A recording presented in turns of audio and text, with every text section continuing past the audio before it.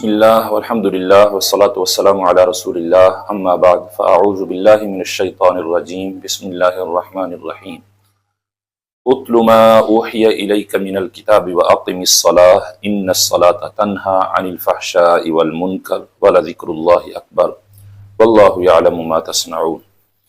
عزیزان گرامی قدر، آج ہم 21ویں پارے کا خلاصہ عرض کریں گے۔ اللہ کریم مجھے حق بیان کرنے کی توفیق عطا فرمائے۔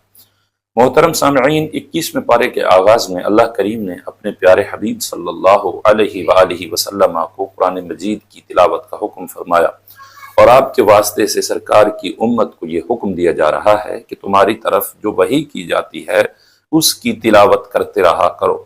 اب یہ تلاوت کرنے کا حکم کیوں اللہ تعالیٰ نے دیا؟ اس کی ایک وجہ تو یہ ہے کہ تلاوت بذات خود ایک عبادت ہے، اور اس قرآن مجید کے پڑھنے سے واعظ و نصیحت حاصل ہوتی ہے اور آداب، اخلاق اور جینے کا طریقہ معلوم ہوتا ہے۔ اس لیے اللہ نے حکم دیا کہ قرآن پڑھنا اپنی زندگی کا معمول بنائیے۔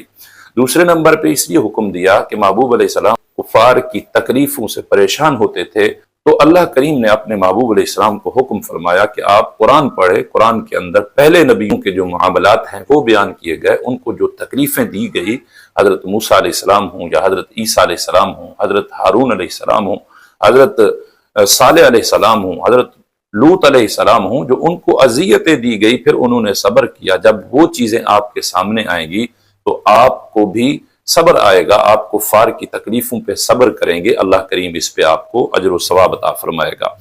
یاد رکھیں، قرآن مجید دیکھ کے پڑھنا زیادہ ثواب کا باعث ہے، کیونکہ دیکھنا ایک الگ عبادت ہے اور چھونا الگ عبادت ہے اور پڑھنا الگ عبادت ہے۔ ہمارے آقا کریم صلی اللہ علیہ وآلہ وسلم نے ارشاد فرمایا کہ آنکھوں کو ان کی عبادت سے حصہ دو۔ صحابہ نے عرض کیا، رسول اللہ، آنکھ کی عبادت کا حصہ کیا ہے؟ تو نبی علیہ السلام نے فرمایا، دیکھ کے قرآن پڑھنا اور قرآن میں تدبر کرنا، غور و فکر کرنا، یہ آنکھ کی عبادت کا حصہ ہے۔ تو یہ محبوب علیہ السلام نے دیکھ کر قرآن پڑھنے کی ترغیب دلائی۔ عزیزان گرامی قدر، آج ہماری جو صورتحال ہے وہ یہ ہے کہ ہم قرآن سے کوسوں دور ہو چکے ہیں۔ ہمارے پاس موبائل کے لیے ٹائم ہے، ہمارے پاس ٹی وی کے لیے ٹائم ہے، اخبار کے لیے ٹائم ہے اور دیگر معاملات کے لیے ٹائم ہے، اگر ٹائم نہیں تو قرآن مجید پڑھنے کے لیے نہیں ہے۔ پہلا ایک دور ہوتا تھا کہ مسجدوں میں صبح کی نماز کے بعد ایک رونق نظر آتی، کچھ لوگ نظر آتے جو قرآن مجید کی تلاوت کر رہے ہوتے، پھر اشراق اور چاشت پڑھ کے گھروں میں جاتے، جبکہ آج کل مسجدوں کے اندر الماریاں قرآن سے بھری ہوئی ہیں اور قرآن منتظر ہے کہ یہ لوگ کب دنیاوی امور سے فارغ ہوں گے، ان کو فرصت ملے گی اور آ کے مجھے پڑھیں گے۔ اس لیے تو علامہ محمد اقبال رحمۃ اللہ تعالی علیہ فرما گئے، وہ معزز تھے زمانہ میں مسلمان ہو کر، ہم خار ہوئے تارے کے قرآن ہو کر۔ جب تک امت نے قرآن کو سینے سے لگائے رکھا، قرآن کی تلاوت ہوتی رہی تو پریشانیاں نہیں تھی۔ جب سے امت نے اس قرآن کو چھوڑا ہے، آج پریشانیوں سے دوچار ہیں، ہر وقت کوئی نہ کوئی غم ان کو گھیرے ہوئے ہے۔ اور دوسرے نمبر پہ فرمایا، واقعی الصلاۃ، میرے محبوب آپ نماز قائم کرتے رہیے۔ نماز قائم کرنے کا مطلب یہ ہے کہ نماز کو آداب، شرائط اور ارکان کے ساتھ کما حقہ ادا کیا جائے۔ آج ہم نماز تو پڑھتے ہیں لیکن جلد بازی میں، اور بہت سارے لوگ تو وہ ہیں جو پڑھتے ہی نہیں، جو پڑھنے والے ہیں وہ بھی ارکان اور شرائط کا لحاظ کیے بغیر اپنا بس فریضہ ٹالتے ہیں، جلدی پڑھتے ہیں اور پھر نکلتے ہیں۔ تو فرمایا، اقیم الصلاۃ، نماز قائم کیجئے، ان الصلاۃ تنہی عن الفحشاء والمنکر، نماز بے حیائی اور برائی سے روکتی ہے، برے کاموں سے روکتی ہے۔ اگر آج بھی کوئی شخص نماز بھی پڑھ رہا ہے پھر برائیاں کرتا ہے، اس کا مطلب وہ نماز نہیں پڑھ رہا۔ صحیح معنوں میں اگر نماز پڑھ رہا ہوتا، شرائط ارکان کی ادائیگی کے ساتھ وہ نماز پڑھ رہا ہوتا تو یقیناً وہ برائیوں سے باز آ جاتا۔ اگر نماز پڑھ کے رشوت کا لین دین کرتا ہے، سودی معاملات کرتا ہے، چوری کرتا ہے، لوگوں کے حقوق غصب کرتا ہے، تو سمجھ رہے کہ اس کی نماز صحیح نہیں ہے۔ اگر صحیح نماز ہوتی تو یقیناً وہ ان برائیوں سے باز آ چکا ہوتا۔ ہمارے آقا کریم صلی اللہ علیہ وآلہ وسلم کے سامنے ایک شخص کا ذکر ہوتا ہے، یا رسول اللہ، وہ نماز بھی پڑھتا ہے، صبح اٹھتے ہی چوری پہ نکل جاتا ہے۔ آقا کریم صلی اللہ علیہ وآلہ وسلم نے فرمایا، یہ نماز اس کو عن قریب اس برائی سے روک دے گی جس کا تم ذکر کر رہے ہو، یعنی اس کو چوری سے یہ نماز روک دے گی۔ ایک شخص اور تھا جو آقا کریم صلی اللہ علیہ وآلہ وسلم کی اقتداء میں نماز پڑھتا تھا، آپ کے پیچھے نمازیں پڑھتا تھا اور کثرت سے کبیرہ گناہ کرتا تھا۔ صحابہ کرام نے عرض کی یا رسول اللہ یہ کیسا شخص ہے، ادھر نمازیں پڑھ رہا ہے اور ساتھ گناہوں کی کثرت ہے۔ ہمارے آقا کریم صلی اللہ علیہ وآلہ وسلم نے ارشاد فرمایا ان قریب اس کی نماز اس کو برائیوں سے روک دے گی۔ چند ہی دن گزرے تھے، وہ شخص سچی توبہ کر کے اپنے آپ کو گناہوں سے محفوظ کر لیتا ہے، گناہوں سے روک لیتا ہے۔ حضرت حسن بصری رضی اللہ تعالی عنہ فرماتے ہیں اگر کوئی شخص صحیح طریقے سے نماز نہیں ادا کر رہا اور اس کی نماز اس کو گناہوں سے اور برائیوں سے نہیں روک رہی تو اس کی نماز ہی نہیں ہے۔ اسی طرح حضرت عبداللہ بن عباس رضی اللہ تعالی عنہ فرماتے ہیں کہ اگر کسی کو نماز برائیوں اور بے حیائیوں سے نہیں روک رہی تو وہ نماز نہیں، وہ اس کے لیے وبال جان ہے، وہ نماز اس کو کوئی فائدہ نہیں دے گی۔ تو سامعین نماز پڑھیے لیکن صحیح طریقے سے نماز پڑھیے، قرات صحیح ہو، تلفظ اچھا ہونا چاہیے، اور پھر ارکان جو ہیں وہ تحمل کے ساتھ ادا کیے جائیں، بڑے آرام سے سکون سے ادا کیے جائیں، جان چھڑانا مقصود نہ ہو، تب آپ پہ نماز کا نور ظاہر ہوگا اور آپ برائیوں سے اور بے حیائیوں سے باز آ سکیں گے۔ آگے فرمایا والا ذکر اللہ اکبر، اللہ کا ذکر بہت بڑی چیز ہے۔ پانچوں نمازوں میں رب کا ذکر ہو رہا ہے، وہ خوش نصیب شخص ہے جو 5 وقت آ کے اللہ کا ذکر کرتا ہے۔ فرمایا واللہ یعلم ما تصنعون، جو بھی تم کرتے ہو اللہ اسے جانتا ہے۔ اس سے آگے رب تعالیٰ نے اہل کتاب سے بحث و مباحثہ کرنے کا حکم دیا۔ فرمایا کہ بحث و مباحثہ تو کر سکتے ہو لیکن عمدہ طریقے سے، احسن طریقے سے، یعنی دلائل کے ذریعے، قرآنی آیات کے ذریعے، ان نشانیوں کے ذریعے جو اللہ کی قدرت پہ دلالت کرتی ہیں۔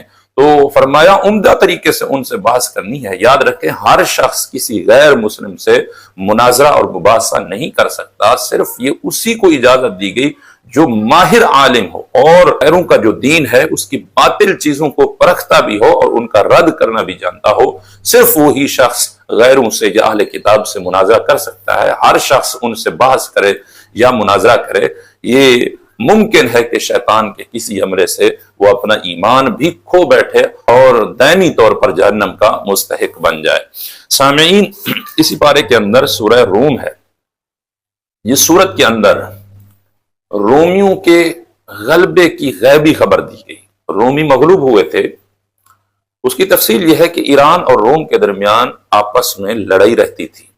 ایران کا بادشاہ ہوتا تھا خسرو پرویز اور روم کا بادشاہ قیصر ہوتا تھا، ان کی آپس میں جنگ رہتی تھی۔ ایرانی بادشاہ نے لشکر بھیج دیا رومیوں کے خلاف۔ رومی عیسائی تھے اور ایرانی مجوسی تھے، آگ پرست تھے۔ اب مسلمان رومیوں کی فتح پسند کرتے تھے کیونکہ مسلمان بھی آسمانی کتاب کو مانتے ہیں اور رومی بھی عیسائی ہیں، آسمانی کتاب کو ماننے والے تھے، جبکہ کفار قریش جو تھے وہ ایرانیوں کا غلبہ پسند کرتے تھے۔ قریش بھی امی تھے، ان پڑھ تھے، ان کے پاس کوئی کتاب نہیں تھی، اور ایرانی بھی آگ پرست ہیں، دونوں مشرک ہیں۔ تو جس وقت ایران کے بادشاہ نے رومی بادشاہ کے خلاف لشکر بھیجا، شام کے قریب جنگ ہوتی ہے، ایرانی جو ہے وہ غالب آ جاتے ہیں۔ جب ایرانیوں کے غلبے کی خبر کفار قریش نے سنی تو انہوں نے خوشیاں منائی اور مسلمانوں کو تانا دیتے ہوئے کہا کہ آج ہمارے بھائی تمہارے بھائیوں سے لڑے ہیں، یعنی ایرانی رومیوں سے لڑے ہیں، ہمارے بھائی غالب آ چکے ہیں، اور ایک وقت آنے والا ہے کہ ہماری اور تمہاری جب لڑائی ہوگی ہم بھی تم پہ غالب آ جائیں گے۔ تو اللہ کریم نے قرآن کی یہ سورت اور اس کی پہلی آیات نازل فرمائی۔ فرمایا غلبت الروم، ٹھیک ہے رومی مغلوب ہو گئے ہیں، اس وقت یہ خوشیاں منا رہے ہیں، لیکن ان کی خوشیاں چند دنوں کی ہیں، چند سالوں کے ہیں، پھر یہی رومی غالب آ جائیں گے۔ یعنی اللہ کریم نے ایک غیبی خبر دی، محبوب اپنے صحابہ کو بتائیے کہ ان قریب اللہ تعالیٰ رومیوں کو غلبہ عطا فرمانے والا ہے۔ تو صحابہ کرام نے کفار قریش کو یہ بتایا کہ تم خوشیاں نہ مناؤ، اور انہوں نے کہا کہ یہ کیسے ہو سکتا ہے۔ حضرت سیدنا صدیق اکبر رضی اللہ تعالی عنہ کا یقین دیکھیے، آپ تو ابی بن خلف کے سامنے جا کے جب یہ خبر سناتے ہیں، بن خلف کہتا ہے اگر اس طرح کی بات ہے تو آپ میرے ساتھ شرط لگے۔ سیدنا صدیق اکبر رضی اللہ تعالی عنہ نے ان سے شرط لگائی، اور اس وقت جوا حرام نہیں تھا، شرط کی اجازت تھی، تو 100 اونٹ شرط قرار دیے گئے، اور اس نے کہا اگر 9 سال کے اندر اندر رومی غالب آ گئے تو میں 100 اونٹ صدیق اکبر کو دوں گا، اگر 9 سال میں رومی غالب نہ آئے تو پھر صدیق اکبر کو 100 اونٹ دینے پڑیں گے۔ یہ شرط طے ہو گئی۔ اس کے بعد 7 سال گزرے، اللہ نے اس غیبی خبر کو سچا فرمایا، رومیوں اور ایرانیوں کی جنگ ہوئی، رومیوں کو اللہ تعالیٰ نے غلبہ عطا فرمایا۔ پھر صدیق اکبر رضی اللہ تعالی عنہ وہ 100 اونٹ لینے جاتے ہیں، لیکن اس وقت وہ مر چکا تھا۔ آپ نے اس کے بیٹوں سے یہ 100 اونٹ وصول کیے تھے اور سرکار دو عالم صلی اللہ علیہ وآلہ وسلم کے پاس لے آئے، حضور علیہ السلام نے صدقہ کرنے کا حکم دیا تو آپ نے صدقہ فرما دیے۔ تو یہ سورہ روم ہے، اس میں رومیوں کے غلبے کی غیبی خبر دی گئی، اس مناسبت سے اس سورت کا نام سورہ روم رکھا گیا۔ اسی پارے کے اندر سورہ لقمان بھی ہے، جس میں حکیم لقمان کی حکمتیں اور نصیحتیں ذکر کی گئی۔ یاد رکھیں حضرت لقمان رضی اللہ تعالی عنہ کوئی نبی نہیں تھے، بلکہ وہ ایک حکیم اور دانا شخص تھے، اللہ سے پیار کرنے والے تھے اور رب تعالیٰ ان سے محبت فرماتا۔ ان کی حکمت کا عالم یہ ہے، ایک مرتبہ وہ دوپہر کے وقت سو رہے تھے، غیب سے ندا آتی ہے، اے لقمان اگر تم چاہو تو میں تمہیں خلافت عطا کر دوں۔ تو حکیم لقمان رضی اللہ تعالی عنہ عرض کرتے ہیں، مولا اگر مجھے اختیار دیا گیا ہے تو پھر تو میں دستبرداری کو پسند کروں گا، اپنے سر یہ بوجھ لینا میں قبول نہیں کرتا۔ اگر یا اللہ تیرا فیصلہ ہے کہ میں نے خلافت سنبھالنی ہے تو پھر میں دل و جان سے حاضر ہوں، کیونکہ مجھے یقین ہے تو مجھے ہر قسم کی غلطی سے محفوظ فرمائے گا۔ تو یہ تھے حضرت لقمان رضی اللہ تعالی عنہ۔ آپ کی کچھ نصیحتیں حدیثوں میں اور کتب تواریخ کے اندر جو ملتی ہیں وہ یہ ہیں کہ آپ نے اپنے بیٹے کو نصیحت کی تھی کہ بیٹا میں نے بھاری سے بھاری چیز اٹھائی ہے، لوہا بھی اٹھایا، پتھر بھی اٹھایا، لیکن پڑوسی کا جو بوجھ ہے وہ سب سے زیادہ ہے، یعنی اس کا خیال رکھنا چاہیے۔ اور دوسرے نمبر پہ فرمایا کہ میں نے بہت کڑوی چیزیں بھی کھا کے دیکھی ہیں، لیکن سب سے جو کڑوی چیز ہے وہ فقر ہے، محتاجی ہے۔ اللہ کریم کسی کو کسی کا محتاج نہ کرے۔ یہ بھوک جو ہے، فقر جو ہے، انسان کو کفر پہ مجبور کر سکتا ہے۔ جب کھانے کے لیے کچھ نہیں ہوگا تو کفار کے اشارے پہ بھی یہ چلے گا، یہ تو کہے گا کسی طریقے سے مجھے دال روٹی ملنی چاہیے۔ آج یہی بات ہے کہ قادیانی غریب مسلمانوں کے ایمان پہ حملہ کرتے ہیں اور ان کو کہتے ہیں کہ ہم تمہارا ویزا لگوا دیتے ہیں، لیکن صرف تم یہ لکھ دو کہ ہم مدی ہیں، ہم قادیانی ہیں۔ تو مسلمان بھوک کی وجہ سے، غربت کی وجہ سے بیچارے سہن کر دیتے ہیں، اور یہ لکھنے سے ہی ان کا ایمان ضائع ہو جاتا ہے۔ تو کہنے کا مقصد یہ ہے کہ یہ فقر جو ہے، بھوک جو ہے، یہ ایک اتنا کڑوی چیز ہے جو انسان کو کفر پہ بھی مجبور کر سکتی ہے۔ اور ساتھ حکیم لقمان نے یہ بھی نصیحت کی تھی کہ بیٹا شادیوں پہ کم جانا ہے اور جنازوں پہ کثرت سے جانا ہے، کیونکہ جنازے جو ہیں وہ آخرت کی یاد دلاتے ہیں، اور شادیاں جو ہیں یہ دنیا میں مگن کرتی ہیں، آخرت کو بلواتی ہیں، اس لیے تم نے شادیوں پہ کم جانا ہے۔ اور اس کے ساتھ ایک حکیم لقمان نے یہ بھی نصیحت کی تھی کہ بیٹے اتنا تم میٹھے بھی نہ بننا کہ لوگ تمہیں کھا جائیں، اور اتنا کڑوے بھی نہ بننا کہ لوگ تمہیں پھینک دیں۔ مطلب خیال سے چلنا، ہر وقت میٹھا بننا یہ بھی کوئی مناسب نہیں ہے۔ جہاں غصے کا مقام ہو وہاں انسان غصہ دکھائے، گستاخ کے سامنے انسان آنکھ دکھائے، وہاں پیار کی باتیں نہیں ہونی چاہیے۔ ہاں جہاں پیار سے کام چلتا ہے وہاں غصہ نہیں کرنا چاہیے۔ تو یہ حضرت لقمان رضی اللہ تعالی عنہ کی نصیحتیں تھی۔ ایک نصیحت یہ بھی تھی کہ تم جب ایک مرتبہ سیر ہو جاؤ اس کے بعد مزید کھانا نہ کھاؤ۔ فرمایا سیر ہونے کے بعد دوبارہ سیری یعنی دوبارہ کھانا، اس سے بہتر یہ ہے کہ وہ کھانا تم کتے کو ڈال دو، وہ تمہارے لیے فائدہ مند نہیں ہو سکتا۔ آج ہم کہیں کھانا دیکھ لیں، خاص طور پر شادی کے موقع پر، ہم یہ نہیں دیکھتے کہ صحت میری پہ اثر پڑے گا، ہم کہتے ہیں کسی اور کا کھانا ہے لہذا اس کو ختم کرنے کی کوشش کی جائے۔ تو یہ ایک غیر مناسب چیز ہے جو انسان کی صحت کے لیے نقصان دہ ہو سکتی ہے۔ قرآن مجید میں حضرت لقمان رضی اللہ تعالیٰ عنہ کی جو نصیحتیں بیان کی گئی وہ یہ ہے، وَإِذْ قَالَ لُقْمَانُ لِابْنِهِ وَهُوَ يَعِظُهُ يَا بُنَيَّ لَا تُشْرِكْ بِاللَّهِ کہ حضرت لقمان نے اپنے بیٹے کو نصیحت کرتے ہوئے کہا، اے میرے پیارے بیٹے تو اللہ کے ساتھ شریک نہ ٹھہرانا۔ سب سے پہلے تبلیغ کا آغاز اپنے گھر والوں سے کیا، اپنے بیٹے سے کیا، اور تبلیغ میں جو عقائد ہیں ان کو مقدم رکھا، اور عقائد میں بھی توحید کو پہلے رکھا، توحید کی بات کی۔ فرمایا شرک نہ کرنا، اس کی کسی صورت میں معافی نہیں۔ ان الشرک لظلم عظیم، شرک بہت بڑا گناہ ہے۔ شرک قرآن مجید میں اللہ تعالیٰ فرماتا ہے ان اللہ لا یغفر ان یشرک بہ ویغفر ما دون ذلک لمن یشاء، اللہ شرک کو کبھی نہیں معاف فرمائے گا، اور اس کے علاوہ جتنی بھی گناہ تعالیٰ اپنی مرضی سے معاف فرما دے گا، جس کے لیے چاہے گا معاف فرما دے گا۔ فرمایا شرک بہت بڑا ظلم ہے۔ تو یاد رکھیں شرک کیا ہے؟ اللہ کی ذات، اللہ کی صفات میں کسی کو رب کا برابر قرار دینا، اور کسی کو مستحق عبادت اور واجب الوجود ماننا۔ تو کوئی ولی ہو یا کوئی نبی ہو، حتیٰ کہ امام الانبیاء کی ذات بھی رب تعالیٰ کے برابر نہیں ہو سکتی، اور آپ کی صفات جو ہیں وہ اس حیثیت کی نہیں جو اللہ تعالیٰ کی ہیں، رب تعالیٰ کی ذاتی صفات ہیں، جبکہ محبوب علیہ السلام کے پاس جو صفات ہیں وہ عطائی ہیں، اور پھر کسی کی عبادت رب کے سوا نہیں کر سکتے، امام الانبیاء کی بارگاہ میں بھی سجدہ نہیں کر سکتے، تو جب رسول اللہ کی بارگاہ میں سجدہ نہیں کیا جا سکتا، کسی اور کے لیے سجدہ کرنا کہاں سے جائز ہو سکتا ہے؟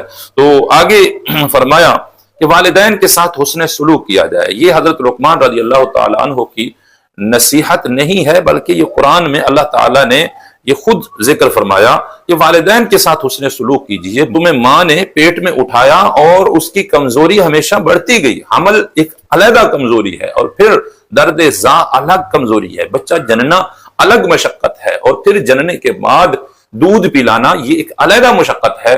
فرمایا ماں جو ہے وہ ہمیشہ کمزوری پر بچے کو اٹھائے رہتی ہے، پھر 2 سال تک دودھ پلاتی ہے اور دودھ چھڑواتی ہے۔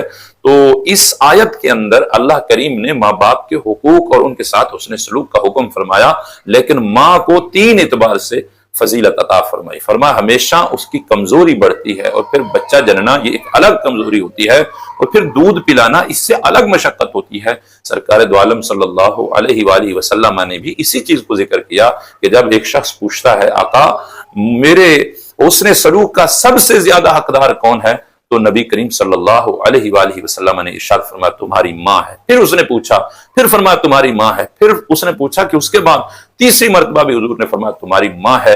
جب چوتھی مرتبہ اس نے پوچھا کہ پھر میرے حسن سلوک کا حقدار کون ہے، تو آقا کریم نے فرمایا تمہارا باپ ہے۔ یعنی ماں کا جو درجہ ہے وہ 3 اعتبار سے باپ سے زیادہ ہے۔ اور مزید اللہ نے فرمایا کہ اگر والدین تمہیں شرک پہ مجبور کریں تو ان کا کہنا نہیں ماننا۔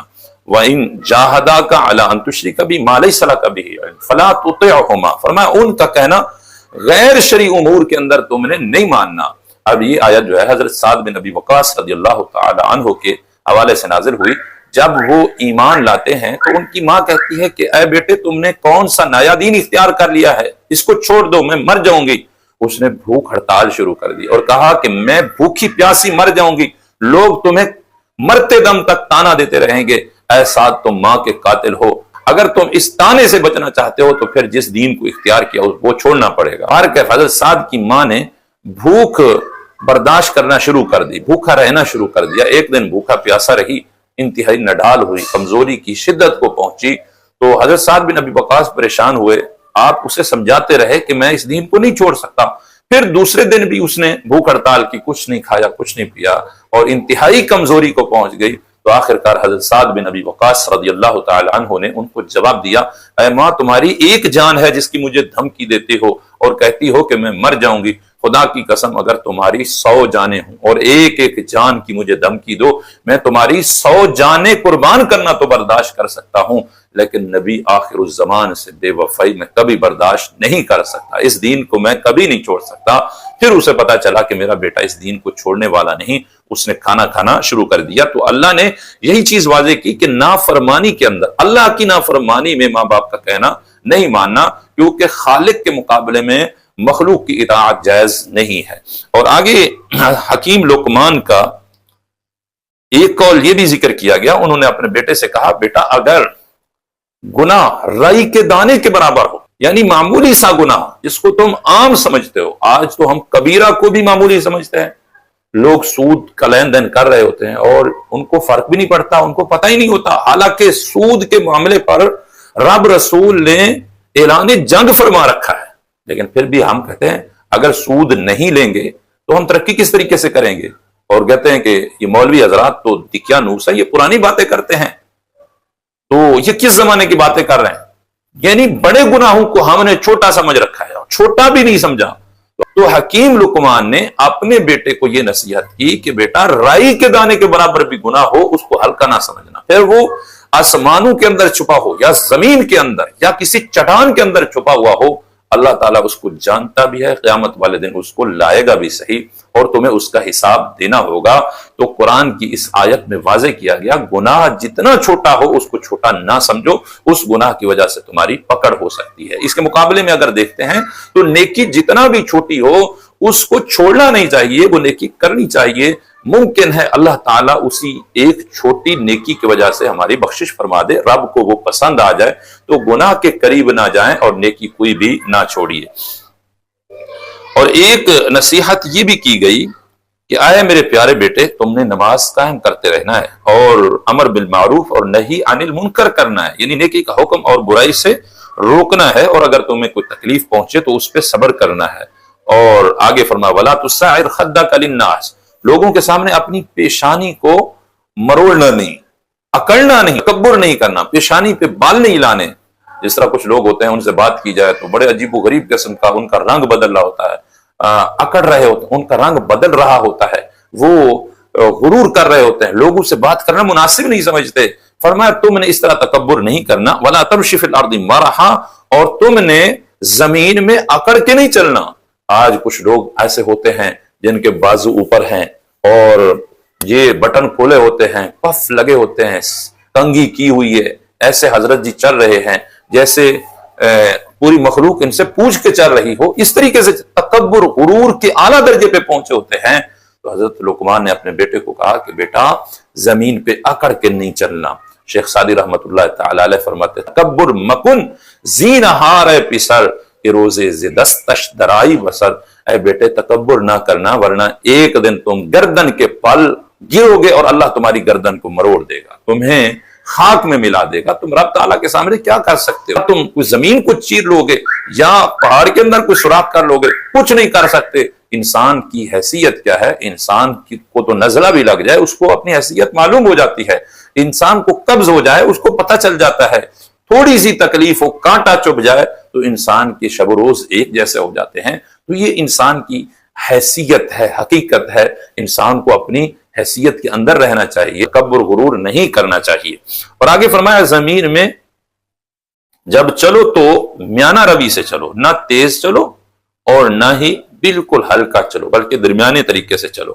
وَاغْضُضْ مِنْ صَوْتِكَ، اور فرمایا آواز بھی پست رکھا کرو، اونچی آواز نہ کیا کرو۔ اونچی آواز گدھے کی آواز ہوتی ہے، وہ چیخ چلا کے آواز نکالتا ہے اور سب سے ناپسندیدہ ترین اس کی آواز ہوتی ہے۔ تو فرمایا بڑے پیار سے، محبت کے ساتھ اور درمیانے لہجے کے اندر بات کرنی چاہیے۔ اللہ کریم ہم سب کو قرآن مجید سمجھ کر عمل کرنے کی توفیق عطا فرمائے۔ وما علیہ الا